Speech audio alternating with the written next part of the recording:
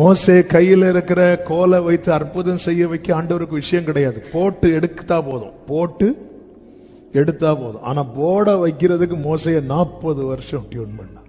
நீ போட்டு எடுத்தா உன் மேட்ரே வேற.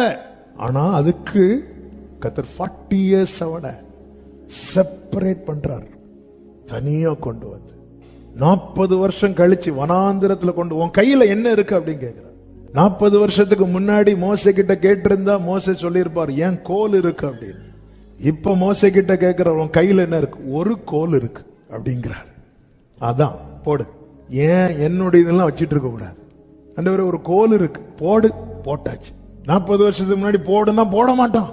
அதனாலதான் எங்க கொண்டு வரார் தெரியுமா? மகா வறட்சியான காலத்துல கர்த்தர் உன்னை நித்தமும் நடத்தி கிருபையாய் என்னை நடத்தி செல்.